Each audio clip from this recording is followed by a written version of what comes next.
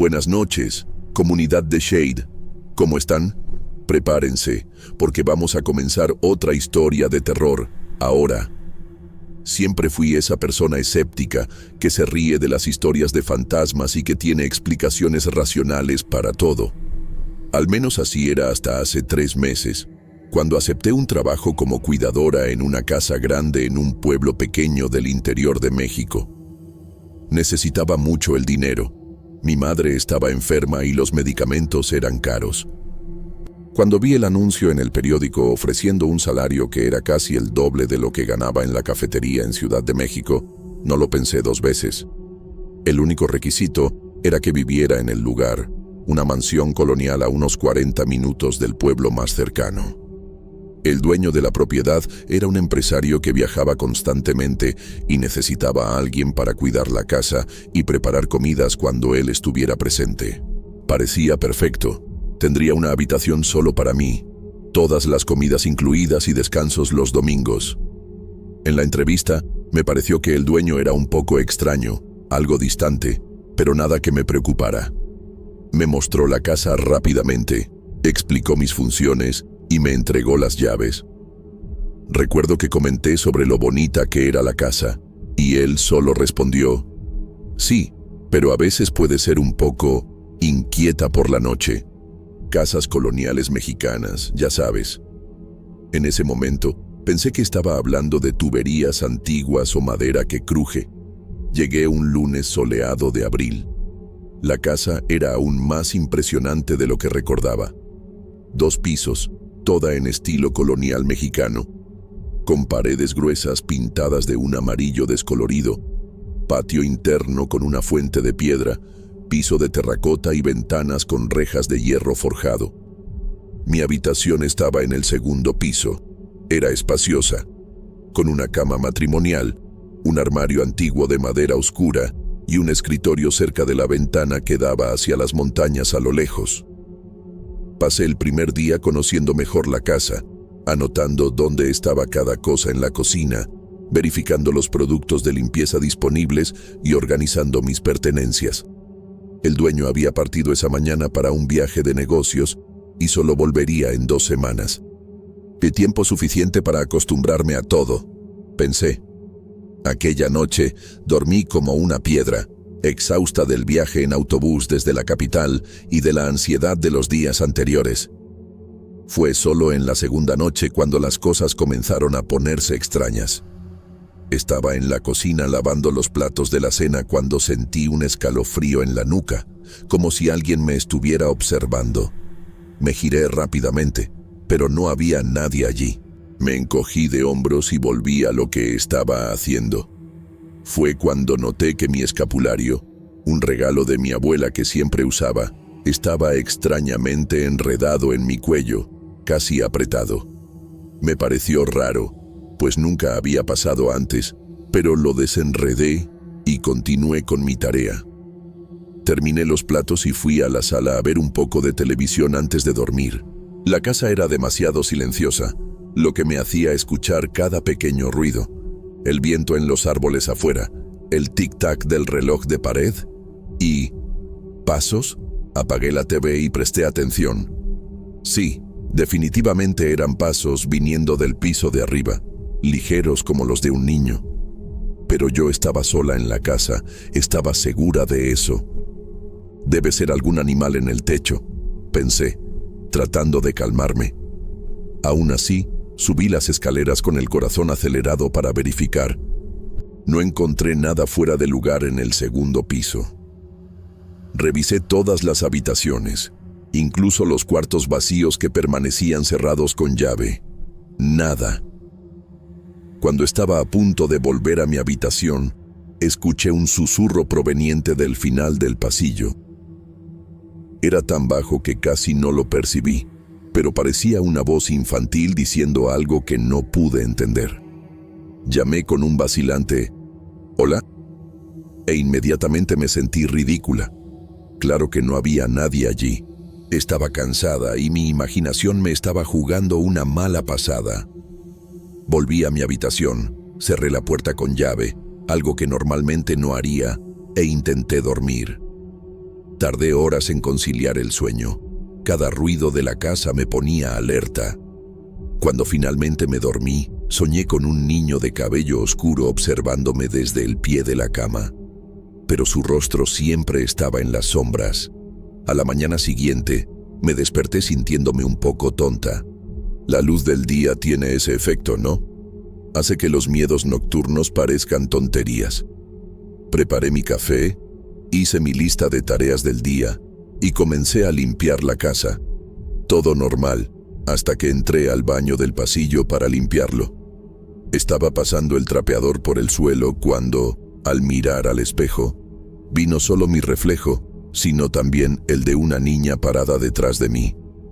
Era una niña de unos 8 años, cabello negro largo, vestido blanco simple. Solté un grito y me giré bruscamente, derramando el balde de agua. No había nadie allí. Volví a mirar al espejo, temblando, pero ahora solo mostraba mi reflejo pálido y asustado. Me quedé parada allí por algunos minutos, tratando de convencerme de que había sido solo un truco de luz, un reflejo extraño de la ventana detrás de mí. Pero sabía, en el fondo, que había visto a esa niña. En los días siguientes, traté de concentrarme en el trabajo, limpiando cada rincón de la casa, preparando comidas que podría congelar para cuando el dueño regresara, organizando armarios. Pero era imposible ignorar las cosas extrañas que seguían sucediendo. Los objetos cambiaban de lugar cuando no estaba mirando. Puertas que estaba segura de haber cerrado aparecían abiertas, y esa sensación constante de estar siendo observada no me dejaba, principalmente cuando estaba sola en una habitación. Por la noche era peor. Los pasos en el piso de arriba se volvieron más frecuentes, a veces acompañados por risitas infantiles. Comencé a dormir con la luz de la lámpara encendida, algo que no hacía desde niña. Intenté conversar con la señora que venía una vez por semana a entregar verduras frescas, preguntando casualmente sobre la historia de la casa. Ella solo hizo la señal de la cruz, murmuró algo en un dialecto local que no entendí y cambió de tema rápidamente. Aquello solo aumentó mi inquietud. El viernes de aquella semana sucedió algo que no puedo explicar hasta hoy. Estaba duchándome en el baño de mi habitación. Ya era de noche. De repente, las luces se apagaron. Pensé que fuera un problema de energía, común en aquella región, e intenté salir de la ducha para tomar una toalla. La puerta de la ducha no se abría. Empujé con más fuerza, golpeé, sacudí la manija, pero estaba completamente trabada. Comencé a entrar en pánico, gritando por ayuda, aunque sabía que no había nadie que pudiera escucharme. Fue cuando comencé a escuchar los golpes, primero suaves, luego cada vez más fuertes. Venían de todas las paredes del baño, como si alguien, o varias personas, estuviera golpeando desde el otro lado, en perfecta sincronía. El sonido era ensordecedor, reverberaba por el pequeño espacio del baño, haciendo que mis oídos dolieran. Cubrí mis oídos con las manos, pero no sirvió. Los golpes parecían estar dentro de mi cabeza. Grité, supliqué que parara. De repente, todo quedó en silencio. La puerta de la ducha cedió fácilmente, como si nunca hubiera estado trabada. Caí al suelo del baño, temblando incontrolablemente. Las luces volvieron en ese mismo instante. Aquella noche, no pude dormir. Me quedé sentada en la cama, con todas las luces encendidas, un crucifijo que había traído conmigo en las manos. Trataba de convencerme de que había una explicación racional para todo aquello. Tal vez la casa tuviera problemas eléctricos, tal vez la puerta de la ducha tuviera un defecto, tal vez estuviera trabajando demasiado y comenzando a imaginar cosas, pero en el fondo sabía que no era nada de eso. Había algo en aquella casa, algo que no me quería allí. Subí a mi habitación para cambiarme de ropa y fue cuando lo noté. Mi escapulario, que había dejado sobre la mesita de noche antes de salir, había desaparecido. Busqué por todas partes, debajo de la cama, dentro de los cajones, en el baño. Nada. Aquello fue la gota que colmó el vaso. El escapulario era mi protección, un regalo de mi abuela antes de que falleciera. Sin él, me sentía completamente vulnerable. Comencé a arreglar mis cosas, decidida a salir de aquella casa inmediatamente, trabajo o no. Mientras arrojaba ropa en la maleta, escuché nuevamente aquellos golpes en las paredes, ahora viniendo de todos los lados de la habitación, como si la propia casa estuviera protestando contra mi partida. No esperé ni un minuto más. Tomé mi maleta semiarreglada, mi bolso y corrí escaleras abajo. Los golpes me seguían, de habitación en habitación, cada vez más fuertes, haciendo que los cuadros temblaran en las paredes y los objetos cayeran de los estantes. Cuando llegué a la puerta principal, se cerró de golpe justo frente a mí. Intenté abrirla, pero estaba cerrada con llave. Corrí hacia la puerta trasera. Lo mismo. Todas las ventanas del primer piso se cerraron con estruendos, una tras otra. Estaba atrapada. El pánico se apoderó de mí. Los golpes en las paredes ahora eran tan fuertes que pensé que la casa se derrumbaría. Fue cuando noté algo brillando en el suelo, cerca de la escalera. Mi escapulario. No lo pensé dos veces. Corrí y lo recogí, poniéndomelo inmediatamente en el cuello. En el instante en que lo hice, los golpes cesaron. Un silencio absoluto se apoderó de la casa. Lentamente, la puerta principal se abrió sola, como si me invitara a salir. No necesité otra invitación. Corrí hacia afuera. No paré hasta llegar a la carretera principal, donde, por suerte, logré tomar un autobús que pasaba. Salí de la casa esa misma tarde. Dejé una nota para el dueño explicando que una emergencia familiar me obligaba a volver a Ciudad de México inmediatamente. Tomé el primer autobús disponible y no miré atrás. Eso fue hace 3 meses. Volví a mi antiguo trabajo en la cafetería. Alquilé un pequeño apartamento cerca de la casa de mi madre. Mi vida volvió a la normalidad, o casi. Porque a veces, generalmente por la noche, cuando estoy sola en mi apartamento, comienzo a escuchar golpes suaves en las paredes, casi imperceptibles al principio, pero que van haciéndose más fuertes si les presto atención. A veces veo por el rabillo del ojo una figura pequeña que desaparece cuando miro directamente. No puedo evitar el impulso de mirar por encima del hombro cuando siento esa sensación de estar siendo observada. Nunca más volví a aquel pueblo, nunca más procuré saber sobre la casa o su dueño.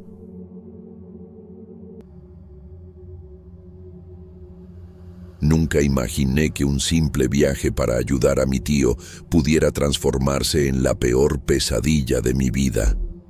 Todo comenzó cuando él recibió una casona antigua como pago de una deuda en México. Yo, mi hermana Melissa, de 14 años, y mi sobrino Lucas, de 7 años, decidimos acompañarlo para evaluar la propiedad que, según los documentos, estaba abandonada desde hacía más de 20 años. En ese momento, pensé que sería una aventura interesante, tal vez hasta una oportunidad de negocio si lográbamos restaurar el lugar y venderlo. Mi tío tenía experiencia con inmuebles antiguos y yo acababa de graduarme en arquitectura, así que parecía el proyecto perfecto para nosotros dos. Si hubiera sabido lo que nos esperaba en aquel lugar aislado, jamás habría puesto un pie allí, mucho menos llevado a mi familia conmigo. Todavía me despierto en medio de la noche, sudando frío, recordando aquel día maldito que nunca podré borrar de mi memoria. El viaje hasta allá ya fue un presagio de lo que estaba por venir. Cuanto más nos acercábamos, más aislados quedábamos. El camino de tierra serpenteaba por montañas cada vez más altas y la vegetación se volvía más densa y sombría. El GPS perdió la señal varias veces y tuvimos que usar un mapa antiguo que el anterior propietario había enviado junto con los documentos de la propiedad. Después de casi 2 horas subiendo por caminos cada vez más estrechos y precarios, finalmente divisamos la casona en la cima de una colina. Mi corazón se aceleró en ese momento, pero no de emoción. Fue un miedo instintivo, ese tipo de sensación que tu cuerpo siente antes de que tu mente lo procese. La construcción era mucho más grande de lo que imaginábamos. Una mansión colonial de 3 pisos con una torre de observación que se destacaba contra el cielo nublado de aquella mañana. Incluso desde lejos, se podía notar que el lugar tenía algo malo, algo que no pude definir en aquel momento, pero que ahora sé exactamente qué era. Aquella casa no quería visitas. Estacionamos el coche a unos 50 metros de la entrada principal. La fachada era impresionante, con elementos góticos que parecían fuera de lugar para una construcción colonial mexicana. Había vitrales coloridos en las ventanas superiores, muchos rotos, y una escalinata ornamentada que llevaba a la puerta principal de madera maciza tallada con símbolos que no reconocí en ese momento. Mi tío estaba entusiasmado, hablando sobre el potencial del lugar y cómo podríamos transformarlo en una posada de lujo después de la restauración. Melissa parecía fascinada, tomando fotos con el celular, mientras Lucas se mantenía extrañamente callado, agarrado a mi mano con fuerza. «Hay alguien mirando desde la ventana», susurró, señalando hacia el segundo piso. Miré hacia donde indicaba, pero no vi nada más que cortinas viejas meciéndose con el viento. Al menos eso fue lo que pensé en ese momento. «Es solo tu imaginación, campeón», respondí, despeinando su cabello. Hoy me pregunto si no debería haber prestado más atención a lo que dijo. La puerta principal estaba cerrada con llave, pero mi tío tenía las llaves. Cuando finalmente logramos abrirla, el chirrido fue tan fuerte y prolongado que pareció un gemido de dolor. El interior estaba oscuro y polvoriento, como era de esperar de un lugar abandonado durante tanto tiempo. Pero lo que me impresionó fue el frío. Afuera hacía al menos 25 grados, pero dentro de la casa la temperatura debía estar cerca de los 10. Nuestro plan era hacer un reconocimiento rápido, tomar medidas y fotos para planear la restauración. Dividimos las tareas. Mi tío se encargaría de la planta baja, yo del segundo piso, y Melissa y Lucas se quedarían juntos explorando las áreas exteriores y el jardín. Antes de separarnos, saqué del coche nuestras mochilas con agua, bocadillos, linternas y equipos de medición. Algo me decía que deberíamos permanecer juntos, pero ignoré esa sensación. Fue el primero de muchos errores que cometí aquel día. El vestíbulo de entrada era inmenso, con un suelo de mármol cubierto por una gruesa capa de polvo que se levantaba con cada paso. Una lámpara de araña gigantesca colgaba del techo, cubierta por telarañas que parecían haber sido tejidas durante décadas. Una escalera en espiral llevaba a los pisos superiores y los pasillos se extendían hacia ambos lados. Comencé a subir los escalones, probando cada uno antes de poner todo mi peso, temiendo que pudieran ceder después de tantos años sin mantenimiento. Fue cuando noté la primera señal de que algo andaba mal. Una ventana en el descanso de la escalera se abrió violentamente, golpeando contra la pared. No había viento fuerte afuera que justificara esto. La cerré, verificando el pestillo, que parecía funcionar perfectamente. Menos de un minuto después, mientras aún estaba subiendo, escuché el mismo ruido. La ventana estaba abierta de nuevo. La cerré una vez más, esta vez atando el pestillo con un trozo de cuerda que tenía en la mochila. Continué subiendo, tratando de convencerme a mí mismo de que era solo el mecanismo antiguo de la ventana que no estaba funcionando correctamente. El segundo piso estaba compuesto por varias habitaciones que se extendían por un pasillo largo y mal iluminado. Lo primero que noté fue el cambio de temperatura. Mientras la planta baja estaba helada, arriba hacía un calor sofocante, como si estuviéramos en un horno. No tenía sentido. Abrí mi mochila para sacar la botella de agua y di un trago, tratando de refrescarme. Fue cuando vi algo por el rabillo del ojo, un movimiento rápido al final del pasillo. Me giré inmediatamente. pero no había nadie allí. «Tío», llamé, pensando que tal vez él había subido sin que me diera cuenta. Ninguna respuesta. Caminé lentamente hasta el final del pasillo, donde había visto el movimiento. Lo que encontré me hizo detenerme, congelado. Un pañuelo rojo flotaba en el aire, a aproximadamente 1,5 metros del suelo, completamente inmóvil, como si estuviera colgado de un gancho invisible. No había corriente de aire, ninguna explicación lógica para aquello. Extendí la mano, vacilante, y cuando mis dedos estaban a punto de tocar la tela, cayó al suelo. Lo recogí examinándolo. Era un pañuelo de seda antigua, con bordados delicados e iniciales que no pude identificar. Lo guardé en el bolsillo, más por reflejo que por cualquier otra razón, y continué mi inspección, ahora con todos mis sentidos en alerta. La habitación principal era amplia, con una cama con dosel cubierta por una sábana amarillenta por el tiempo. Había un tocador con un espejo grande y polvoriento y un armario imponente en una de las esquinas. Saqué mi celular para fotografiar el ambiente y hacer algunas anotaciones, pero la pantalla se puso negra instantáneamente. Me pareció extraño, ya que la batería estaba al 80% cuando revisamos el mapa antes de entrar en la casa. Intenté encenderlo de nuevo, sin éxito. Entonces tomé la cámara digital que había traído específicamente para documentar la propiedad. Lo mismo, completamente sin batería. Frustrado, saqué la linterna de la mochila para iluminar mejor las esquinas oscuras de la habitación. Se encendió, pero comenzó a parpadear en un patrón rítmico, casi como si estuviera transmitiendo algún tipo de código. La golpeé contra la palma de mi mano varias veces, tratando de hacer que funcionara normalmente, pero el patrón de parpadeos continuó. Fue en ese momento cuando sentí, no escuché, no vi, sino que sentí que no estaba solo en aquella habitación. Había una presencia allí conmigo, observando cada uno de mis movimientos. La sensación era tan fuerte que me giré bruscamente, esperando encontrar a alguien detrás de mí.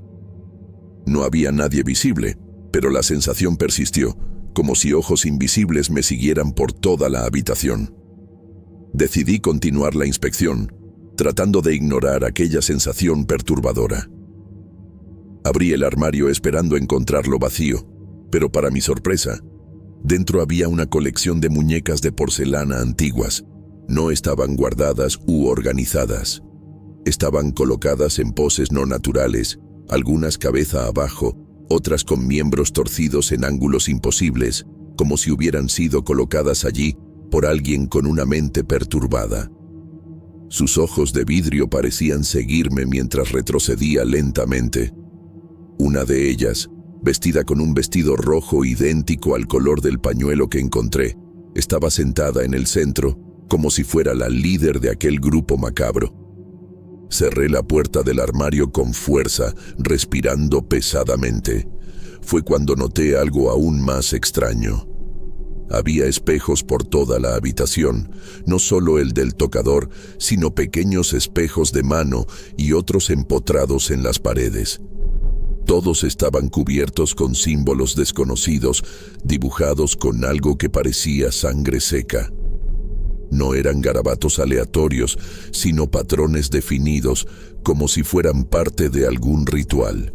Sentí que mi estómago se revolvía y decidí que ya había visto suficiente de aquella habitación. Salí al pasillo y escuché la voz de Melissa llamando desde el piso de abajo. Bajé las escaleras corriendo, aliviado de escuchar una voz familiar en aquel ambiente opresivo. Encontré a mi hermana parada en medio del vestíbulo de entrada, mirando fijamente hacia el pasillo que llevaba al ala este de la casa. «Hay una habitación allá al final que necesito ver», dijo, sin desviar la mirada. Su voz sonaba extraña, casi mecánica. «¿Dónde está Lucas?», pregunté, notando que mi sobrino no estaba con ella. «Está con el tío en el jardín», respondió todavía sin mirarme.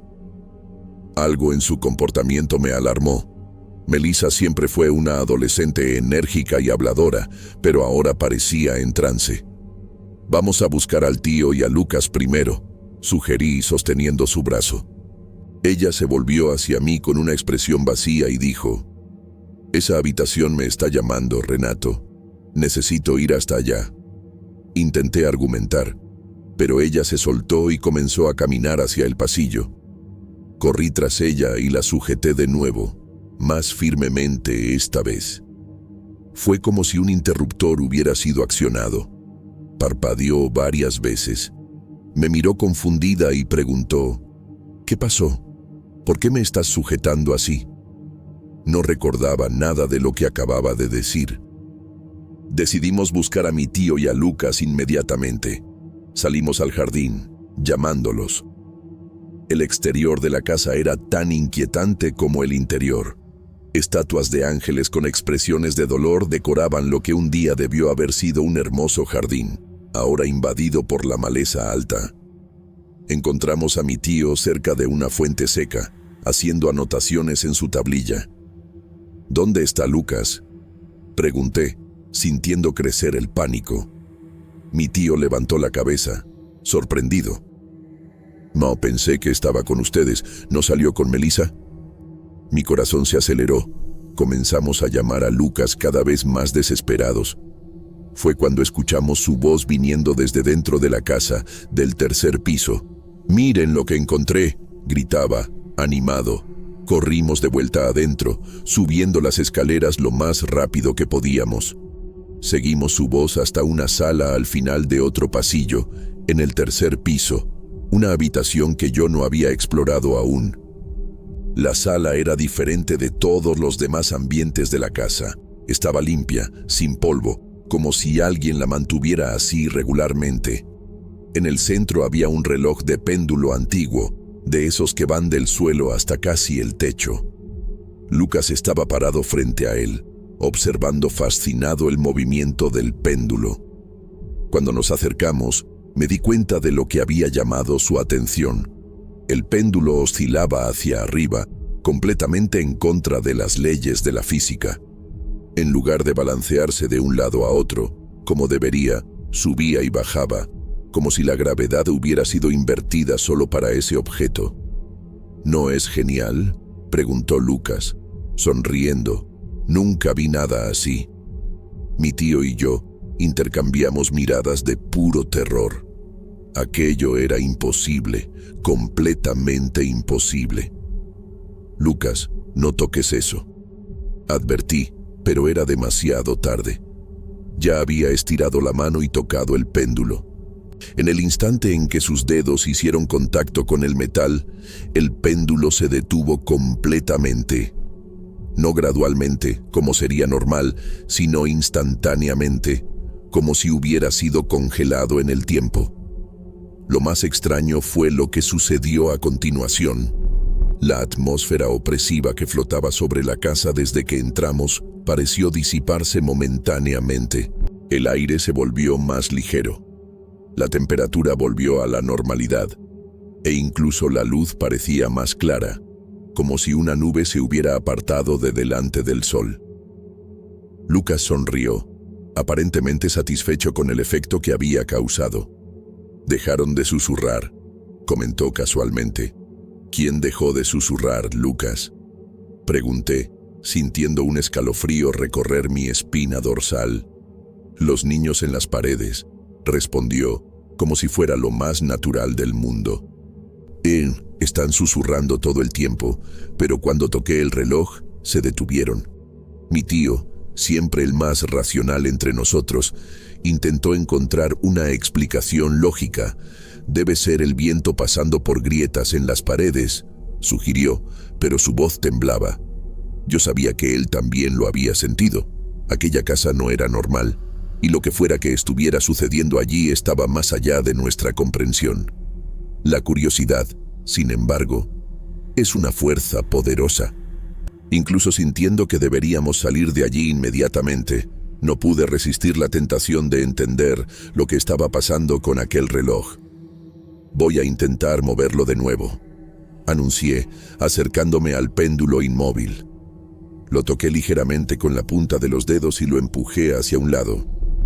Se movió fácilmente, como cualquier objeto normal lo haría, pero en cuanto lo solté, en lugar de continuar el movimiento o detenerse gradualmente, volvió a oscilar hacia arriba y hacia abajo, desafiando la gravedad nuevamente. En ese mismo instante, lo escuchamos. Voces infantiles, cantando una melodía suave e hipnótica, venían del piso superior, de la torre de observación que habíamos visto desde fuera. No eran voces normales de niños, eran etéreas, como si vinieran de muy lejos o de otro tiempo. La canción estaba en una lengua que no reconocí, pero tenía un ritmo repetitivo que parecía entrar en mi cabeza, haciendo que quisiera seguirla hasta su fuente. Melissa fue la primera en reaccionar. Sus ojos se agrandaron y comenzó a caminar hacia la escalera que llevaba a la torre, como si estuviera en trance nuevamente. Mi tío la sujetó firmemente mientras yo, en un impulso que no puedo explicar hasta hoy, corrí de vuelta al péndulo y lo puse en movimiento nuevamente, en la misma dirección antinatural. Las voces se detuvieron inmediatamente. Melissa parpadeó varias veces, confundida, como si acabara de despertar. «¿Qué está pasando?», preguntó mirando alrededor. Lucas, que parecía ser el menos afectado por todo aquello, simplemente se encogió de hombros y dijo: «Les dije que el reloj era genial. Fue en ese momento cuando tomé la decisión que probablemente salvó nuestras vidas. Nos vamos ahora», dije, con una autoridad que no sabía que poseía. «Recogemos nuestras cosas y salimos de aquí. No es seguro». Mi tío, normalmente tan obstinado cuando se trataba de negocios, no protestó. Tomó a Lucas en brazos y comenzamos a bajar las escaleras lo más rápido que podíamos. En el camino hacia la salida, noté una puerta entreabierta que daba al sótano. Una corriente de aire frío venía de allí, junto con un fuerte olor a moho y algo más, metálico. Me detuve por un segundo y mi tío lo notó. «Ni lo pienses, Renato. Nos vamos ahora», dijo con firmeza. Pero algo me jalaba hacia aquella oscuridad. «Solo un segundo», murmuré, y antes de que alguien pudiera impedírmelo, bajé algunos escalones. Mi linterna parpadeante iluminó lo que parecía ser un archivo antiguo, con estanterías polvorientas y cajas de documentos. Pero lo que me hizo detenerme fueron las marcas en las paredes. No eran grafitis o decoraciones, eran arañazos, cientos de ellos, como si alguien hubiera intentado escalar las paredes con sus propias uñas.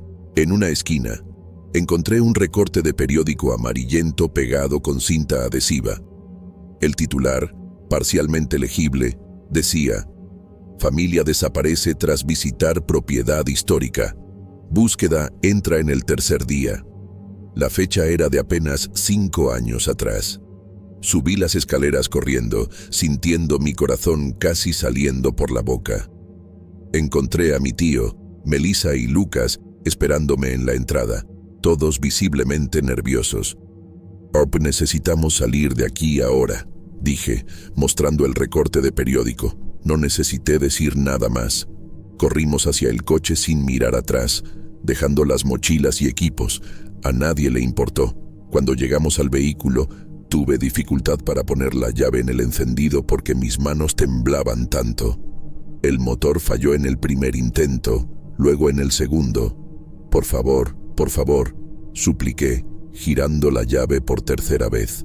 El coche finalmente arrancó y pisé a fondo el acelerador, haciendo que los neumáticos chirriaran en la tierra suelta.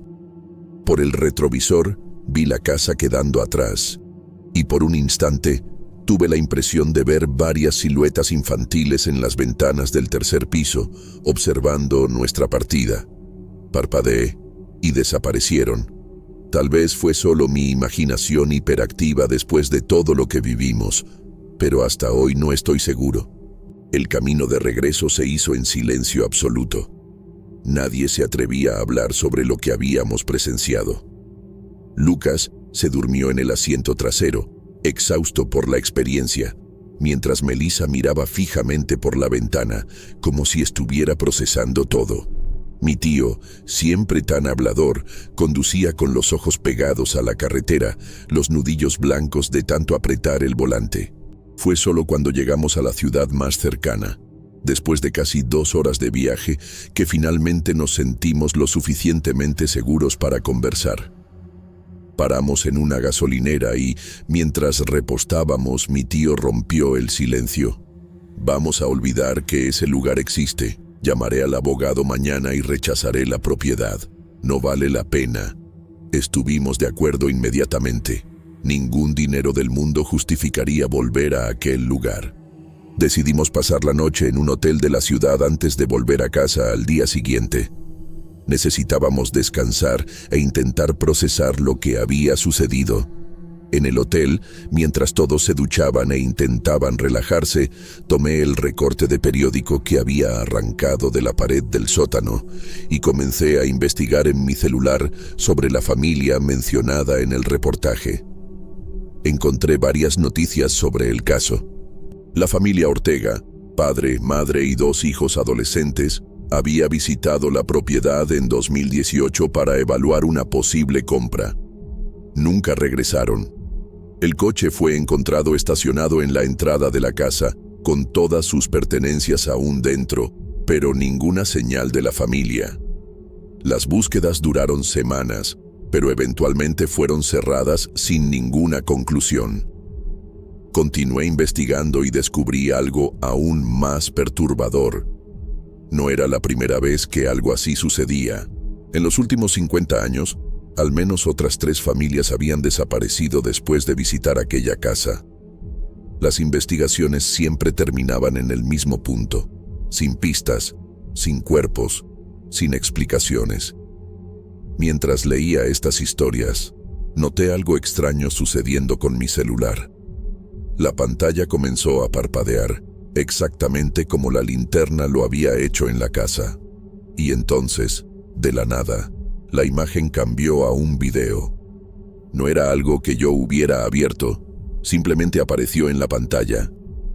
Era una grabación de seguridad, en blanco y negro, mostrando el interior de una habitación que reconocí inmediatamente como la estancia donde encontramos el reloj de péndulo.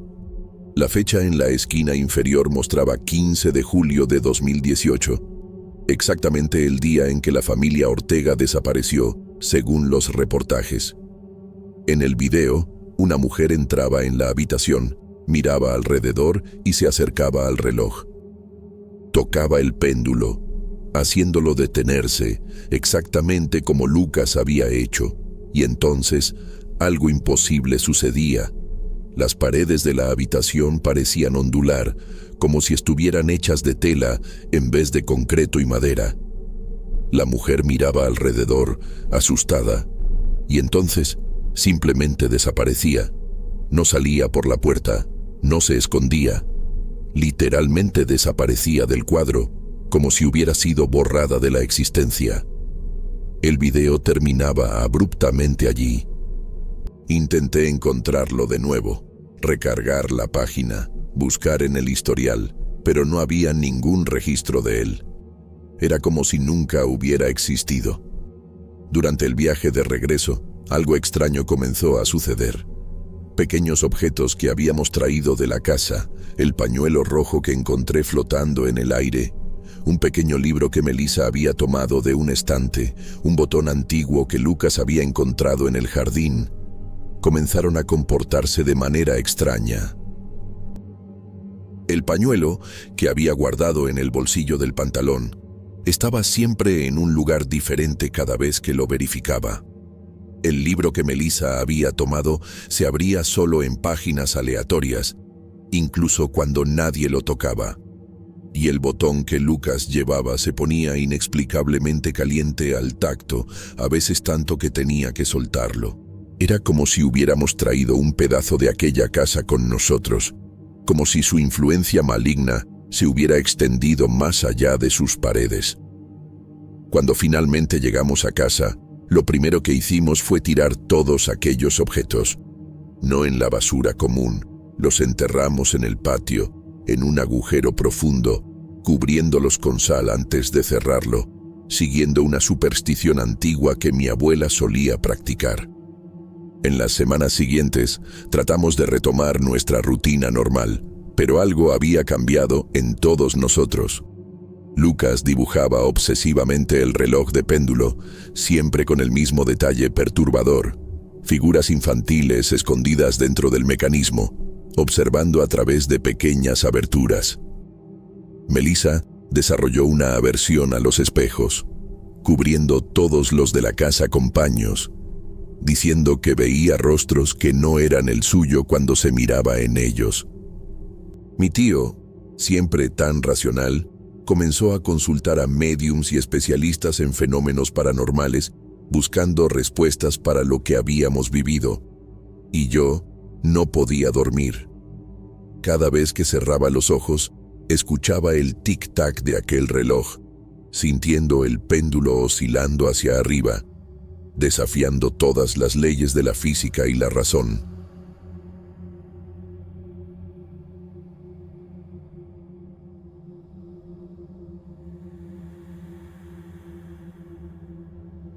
Desde pequeño, siempre supe que mi padre, Santiago, tenía una mirada diferente sobre el mundo. Él percibía cosas que pasaban desapercibidas para la mayoría de las personas, y eso me intrigaba, aunque muchas veces me incomodaba. Una noche, mientras cocinábamos juntos, se detuvo súbitamente, mirando fijamente por la ventana. Le pregunté qué pasaba, y me respondió que había visto una figura vestida de negro en un accidente de coche en sus sueños. Me encogí de hombros, tratando de no darle mucha importancia, pero aquella mirada suya me marcó. La expresión de preocupación y certeza en los ojos de Santiago me hizo pensar que tal vez él tenía razón. Dormí mal, pensando en sus palabras. Al día siguiente, fuimos sorprendidos por una noticia trágica. En la carretera cercana a nuestra casa, ocurrió un grave accidente. El relato del accidente correspondía exactamente a lo que mi padre había descrito. El coche estaba destruido y la gente comentaba sobre la extrañeza del incidente.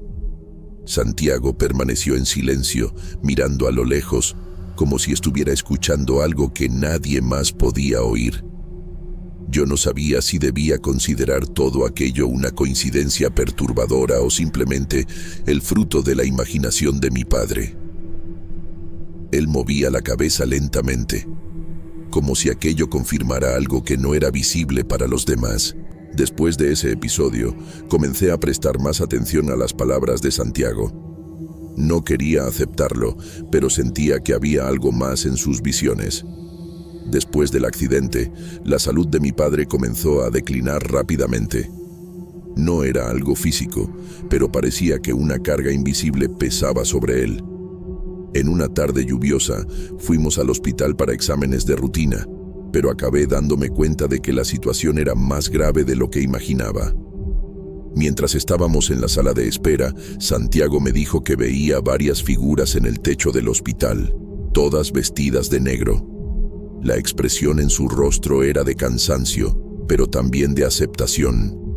No sabía qué decir, solo sostuve su mano, intentando brindarle algo de consuelo.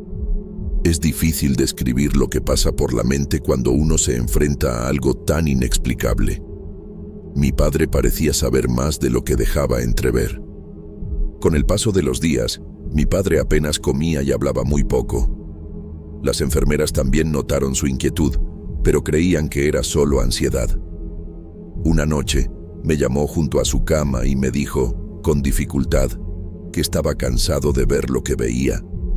Dijo que sentía que su tiempo se estaba agotando, y había una calma silenciosa en sus palabras, que partió mi corazón. No sabía si era la enfermedad la que hablaba o si realmente veía algo más allá. Sentado a su lado, me preguntaba cómo debe ser cargar con una carga como esa. Ver tragedias antes de que ocurran y ser incapaz de impedirlas. La incertidumbre me acompañaba en cada visita. El día en que falleció, algo diferente flotaba en el aire. La habitación estaba extrañamente quieta, como una anticipación de lo que vendría. La luz del sol entraba por la ventana, trayendo una paz que deseaba que él pudiera sentir. Cuando los monitores finalmente se silenciaron, sentí una mezcla de pérdida y alivio. Ya no sufriría más con visiones que no podía controlar. Después de su funeral, sentí la necesidad de entender más sobre sus visiones. Rebusqué entre sus pertenencias en busca de respuestas, pero encontré solo más preguntas. Había un cuaderno viejo, lleno de anotaciones sobre presagios y eventos inexplicables. Describía tragedias pasadas, personas que él vio de antemano y de las que yo nunca había oído hablar. El cuaderno estaba lleno de detalles, fechas y lugares.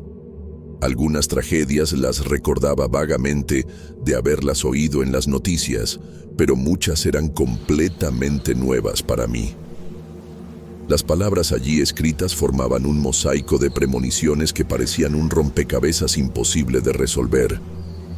Lloré, percibiendo el peso que él cargó durante tantos años sin compartir.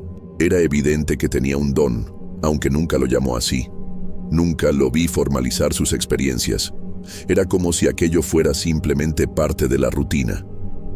No pude evitar pensar en cómo sería vivir con presagios constantes, y por un breve momento agradecí no haber heredado esa capacidad.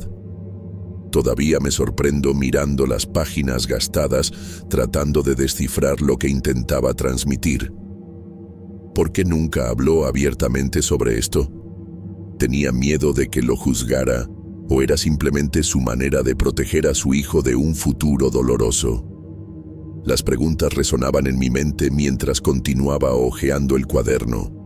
Algunas noches, sueño con él y sus historias, y despierto con la sensación de que hay más por descubrir. Con cada sueño, siento que me acerco un poco más a entender lo que realmente vivió. Tal vez nunca sepa la respuesta completa, pero sé que vivió de una manera única, que pocos podrían comprender. Hoy, cada vez que veo algo fuera de lo común, me acuerdo de él. Un destello de luz o una sombra extraña me hace cuestionar si tal vez no estoy aquí solo. A veces, siento su presencia en pequeños momentos, como quien ve algo por el rabillo del ojo. Esa sensación me conforta y me asusta al mismo tiempo. No sé si algún día entenderé completamente lo que él veía, pero me esfuerzo por respetar y honrar su memoria. Continúo llevando su historia conmigo, compartiendo con aquellos que tienen oídos para escuchar. Es mi manera de mantener vivo el legado de mi padre. Heredé mucho más que solo sus características físicas. Llevé a la vida sus memorias y aquella sensibilidad mística. Esto me hace recordar que hay más entre el cielo y la tierra de lo que podemos comprender. Cuando el silencio de la noche cae, me sorprendo pensando en las figuras que él veía. ¿Las veré yo también? Esta duda me acompaña, pero he aprendido a aceptar la incertidumbre. Me niego a vivir con miedo, prefiriendo creer que hay todavía mucho por descubrir. Cada día trae consigo un potencial de misterio, y yo permanezco curioso, como él siempre lo fue. Por ahora, sigo la vida con sus recuerdos y la certeza de que hay más allá de lo que podemos explicar.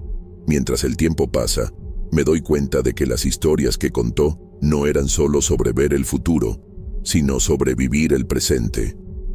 Acepto que cada visión que tuvo fue un pedazo de nuestro viaje juntos, y mantengo esos recuerdos dentro de mí.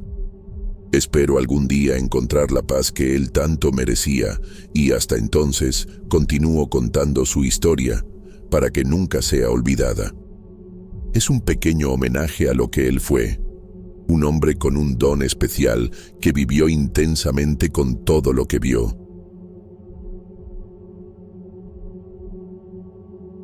Mi vida cambió muy rápido.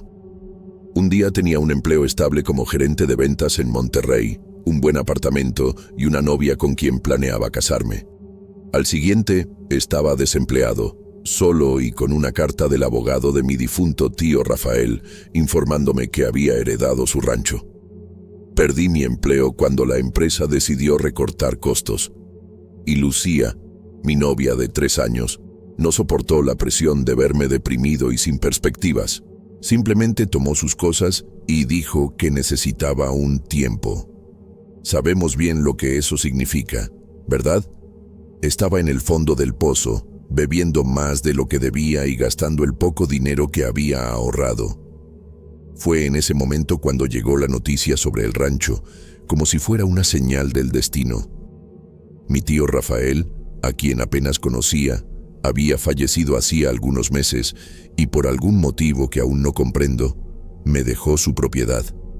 El rancho estaba a unas 2 horas de Chihuahua, en una región montañosa y aislada. Recuerdo haber visitado el lugar solo una vez cuando era niño, y la memoria que tenía era de un lugar vasto y solitario. Decidí que era exactamente lo que necesitaba. Distancia de los problemas, un nuevo comienzo, tal vez incluso una oportunidad de negocio. Empaqué lo que quedaba de mi vida en Monterrey y partí una fría mañana de octubre. El camino hacia el rancho era precario, un sendero de tierra que serpenteaba entre colinas áridas y cactus.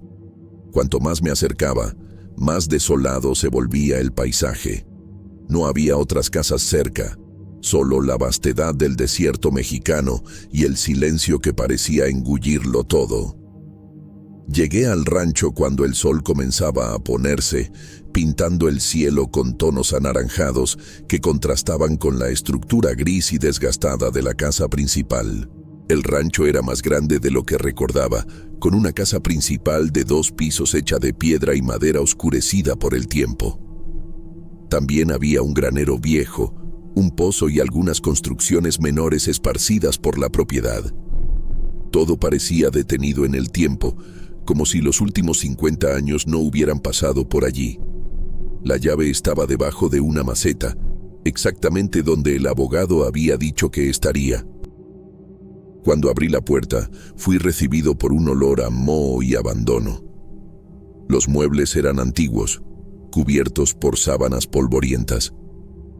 Había cuadros en las paredes mostrando paisajes del rancho en tiempos mejores y algunas fotos en blanco y negro de personas que no reconocía, probablemente familiares lejanos.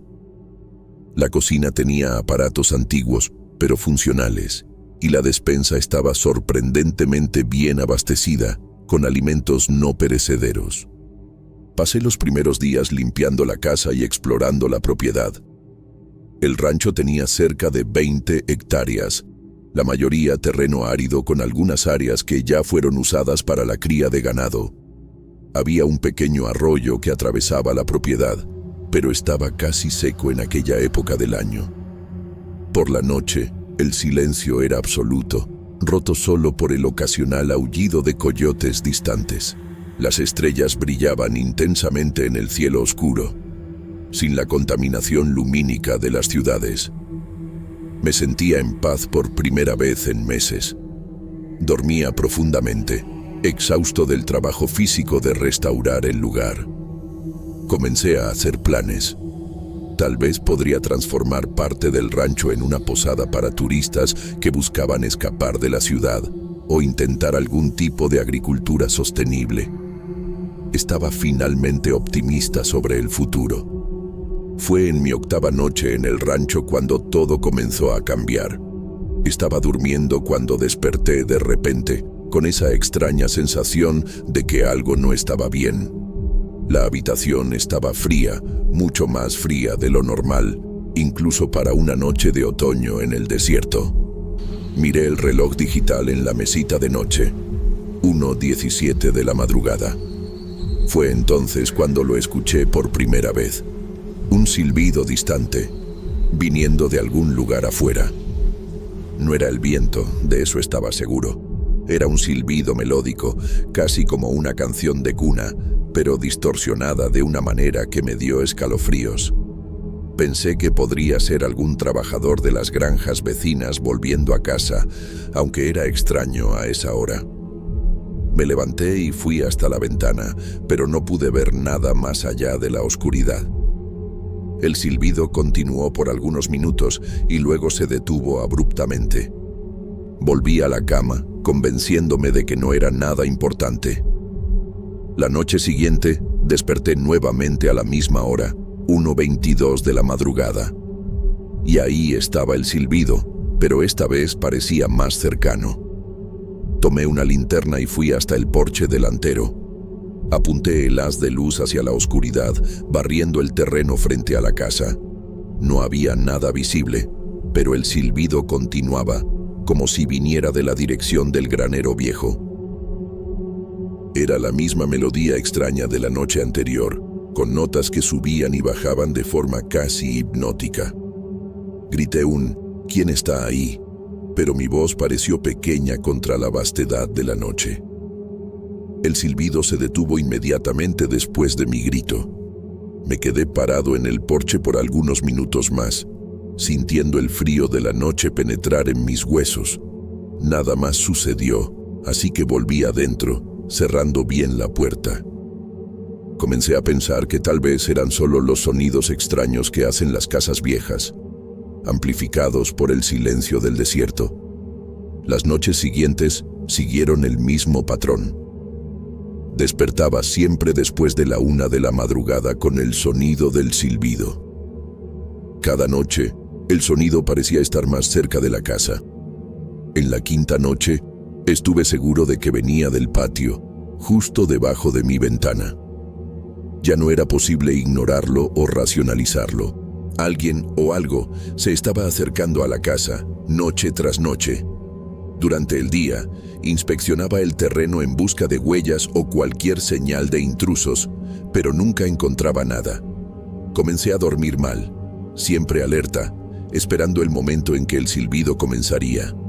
Intenté grabar el sonido con mi celular, pero extrañamente, la grabación solo captaba un ruido estático. Pensé en llamar a la policía, pero ¿qué les diría? ¿Que había un silbido misterioso acechando mi rancho? Probablemente se reirían de mí. En la 6ª noche, no pude soportarlo más.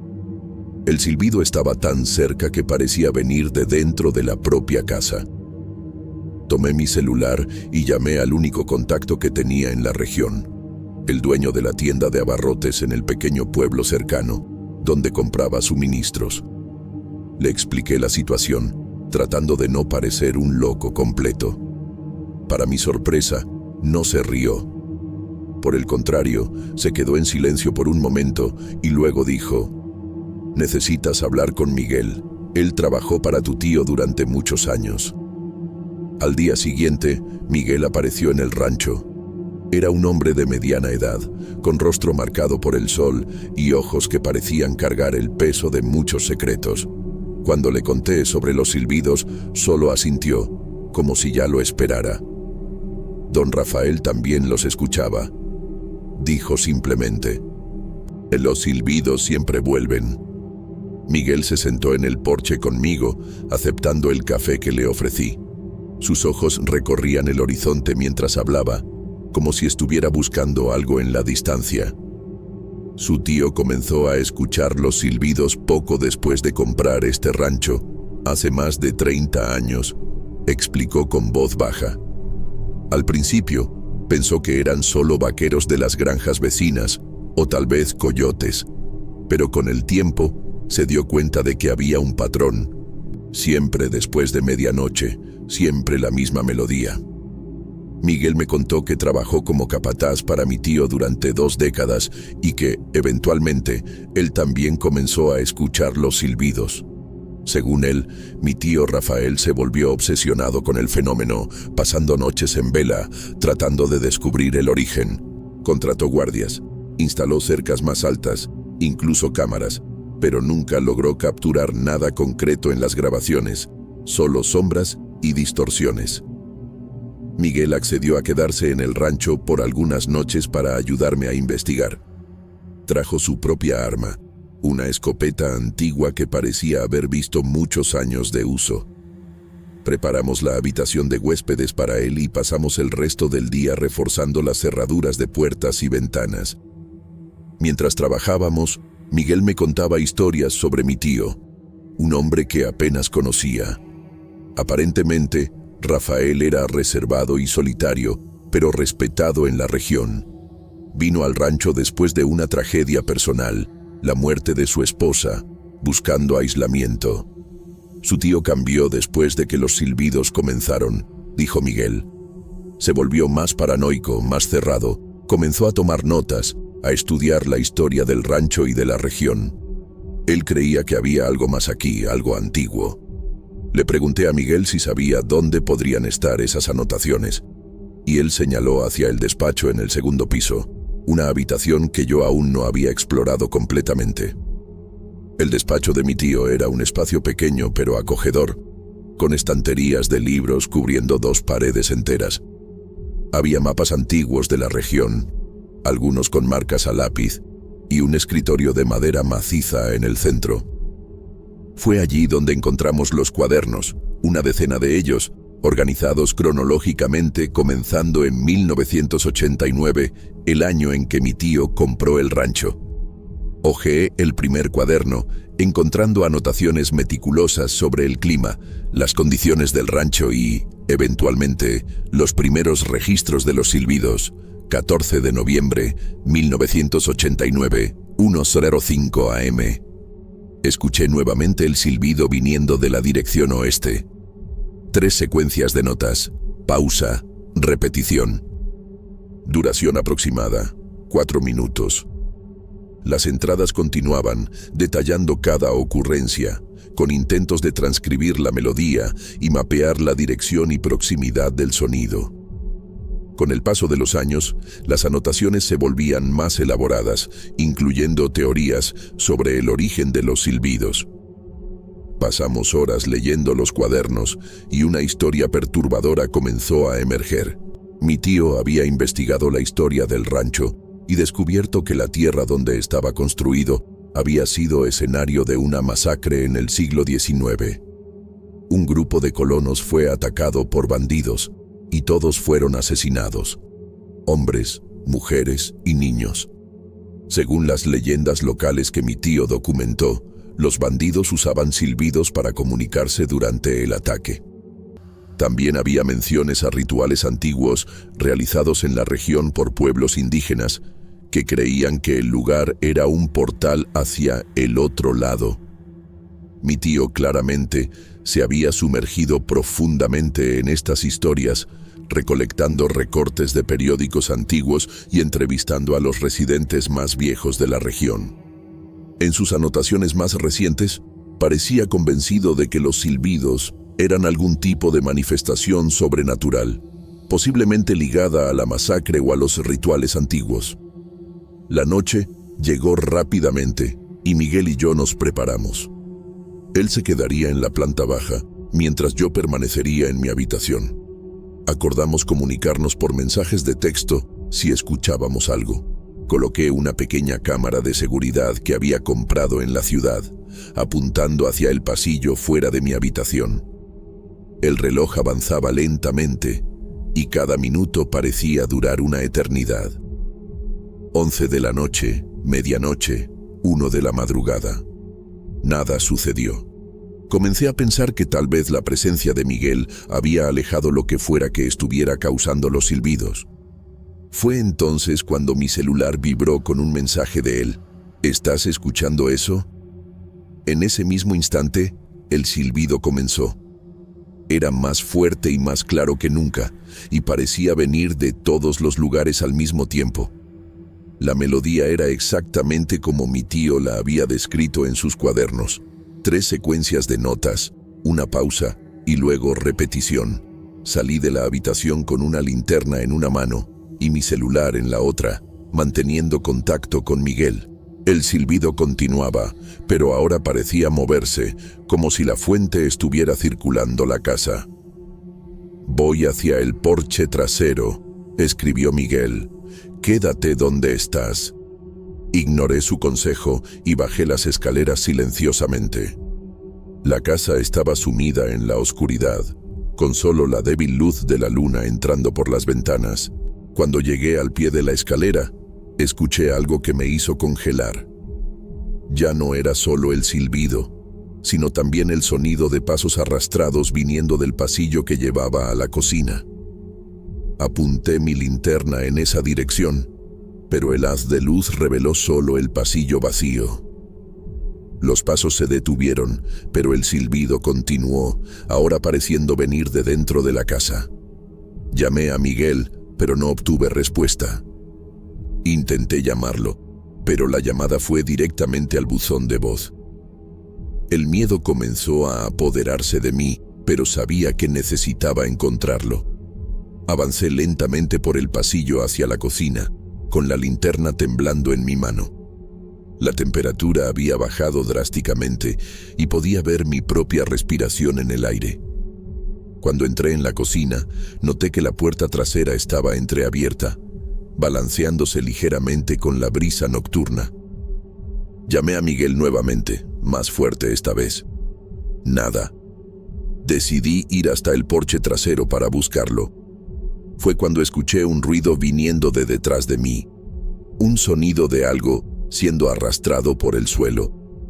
Me giré rápidamente, y el haz de mi linterna capturó algo que jamás olvidaré. Una figura alta, vestida completamente de negro, parada en medio de la cocina. No podía ver su rostro, oculto por algún tipo de capucha o máscara, pero estaba seguro de que me estaba observando. Quedé paralizado por algunos segundos, incapaz de moverme o gritar. La figura también permaneció inmóvil, como si estuviera evaluándome. Entonces, lentamente, comenzó a acercarse.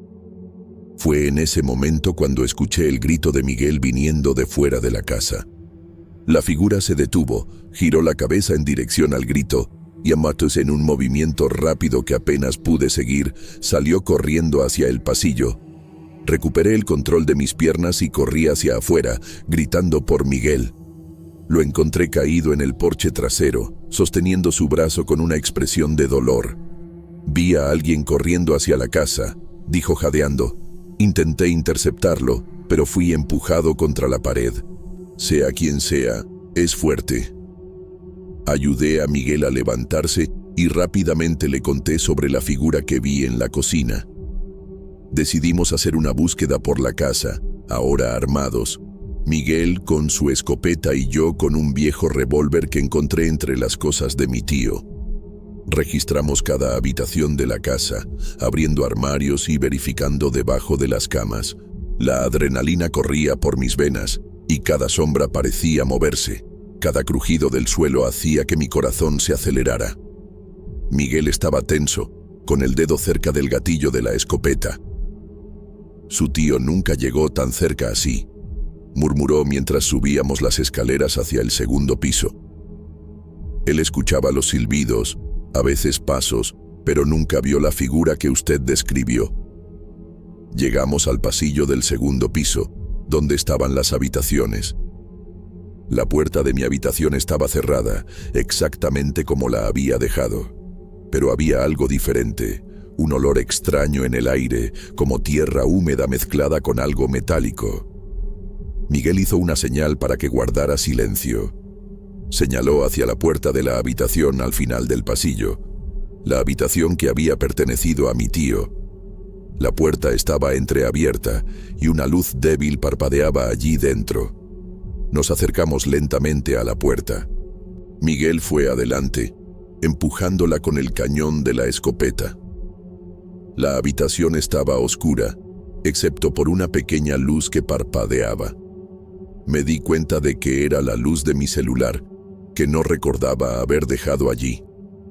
Estaba sobre la cama, con la pantalla encendida mostrando varias llamadas perdidas. Mientras Miguel verificaba el baño anexo a la habitación, tomé el celular, confundido. Fue cuando noté algo en la pantalla. No eran solo llamadas perdidas, sino un mensaje de texto abierto. Un mensaje que no había recibido ni escrito. Él siempre vuelve, siempre después de la muerte. El mensaje no tenía remitente, solo un número que no reconocí. Se lo mostré a Miguel, quien examinó el celular con una expresión grave. «Ese es el número de su tío», dijo finalmente. «Pero eso es imposible. Ese número fue desactivado después de que murió. Apenas tuvimos tiempo de procesar aquella información cuando escuchamos un ruido viniendo del pasillo. Algo pesado siendo arrastrado por el suelo.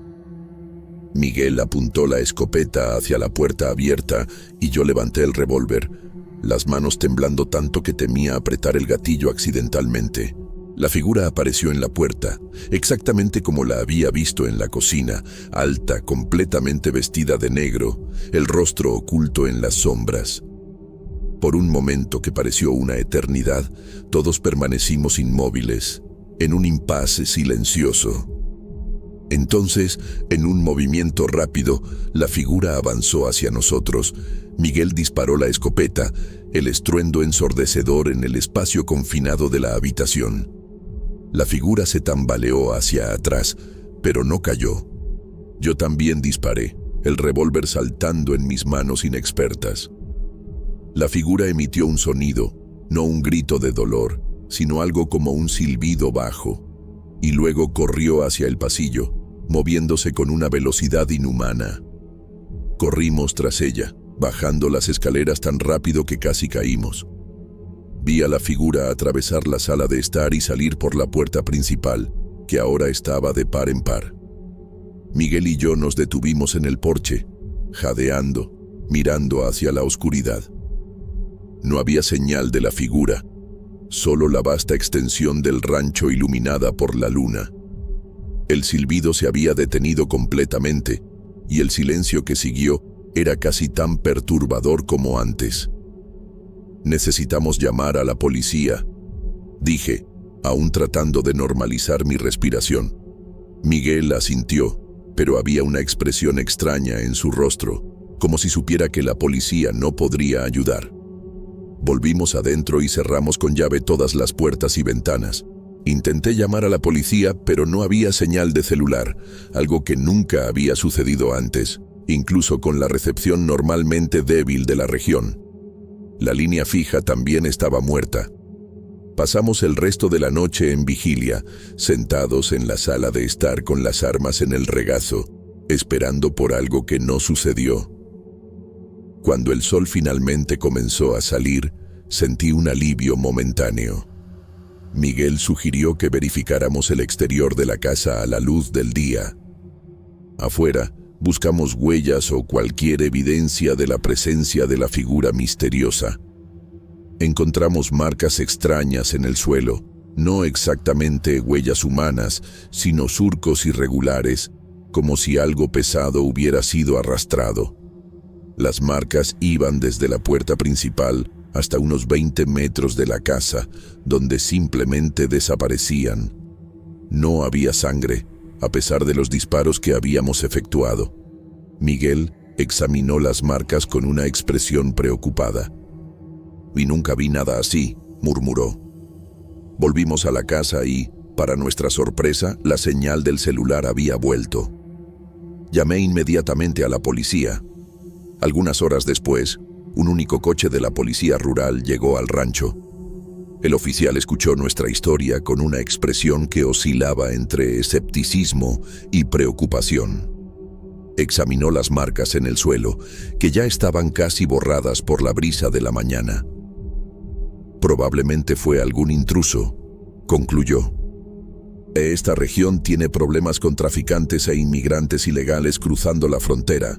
Tal vez alguien estaba buscando un lugar para esconderse».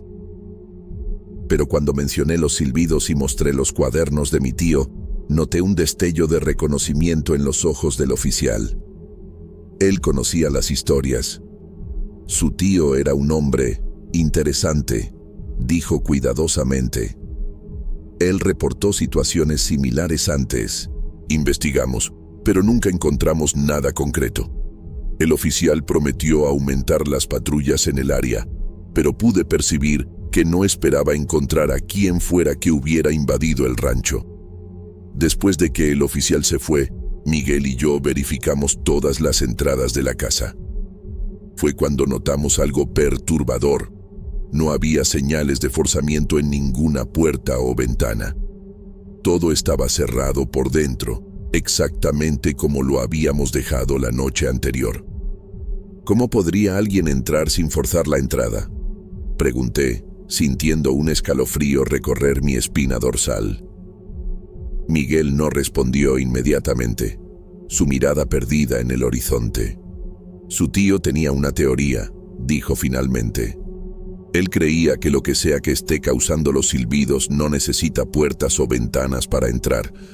Pensaba que era algo que siempre estuvo aquí, algo que forma parte del propio rancho. Volvimos a los cuadernos, buscando más información. En las últimas entradas, fechadas apenas algunas semanas antes de su muerte, mi tío escribió sobre un sueño recurrente. Veía una figura de negro parada al pie de su cama, silbando la misma melodía que escuchábamos. En la última entrada escribió: «No es un sueño. Él está aquí conmigo ahora, observando mientras escribo estas palabras.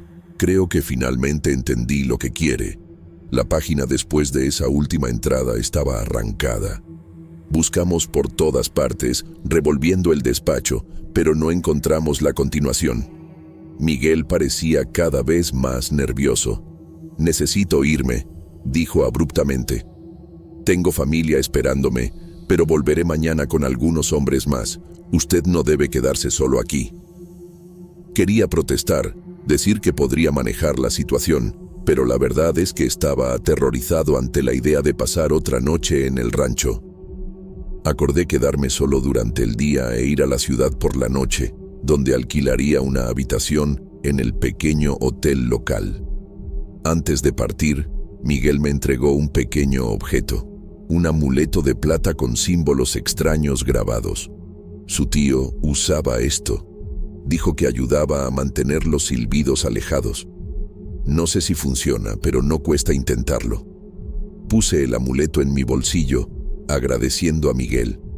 El amuleto parecía estar funcionando. No escuché más los silbidos en las noches siguientes y no hubo más señales de la figura misteriosa.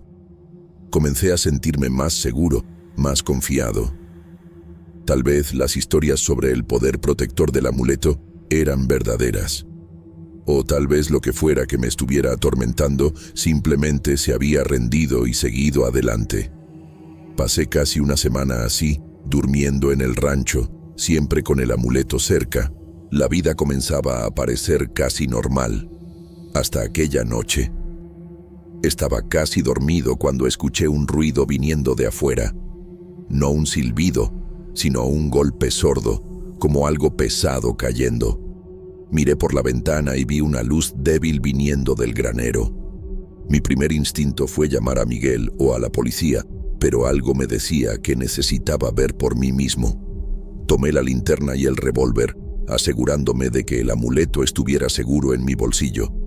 El camino hasta el granero nunca pareció tan largo. La noche estaba extrañamente silenciosa. Ni siquiera los insectos o coyotes que normalmente se escuchaban.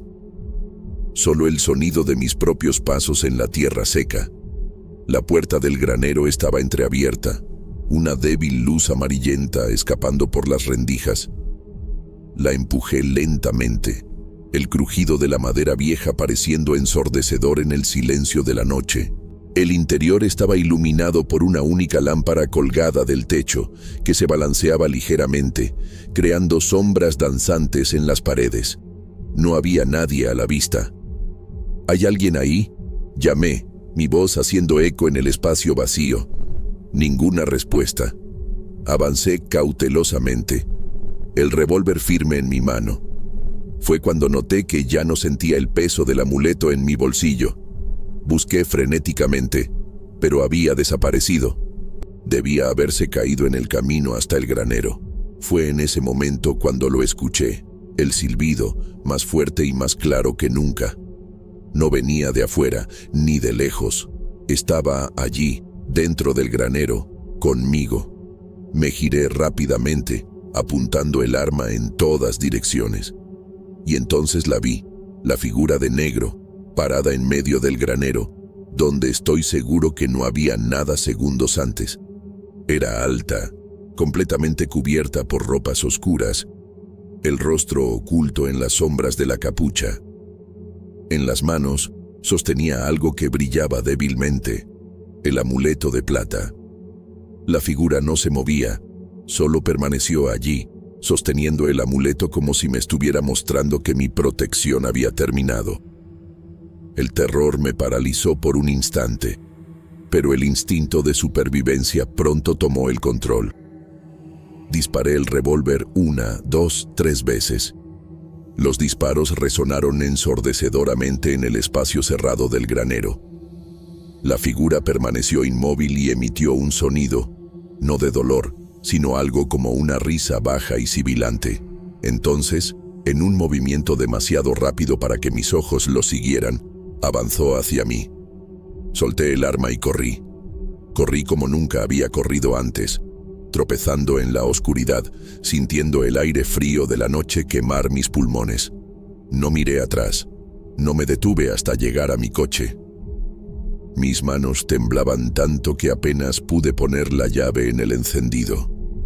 Conduje como un loco hasta la ciudad, excediendo el límite de velocidad, sin importarme nada más que poner la mayor distancia posible entre yo y aquel rancho maldito. Había algo muy siniestro en aquel rancho, que con certeza creía que era su dueño.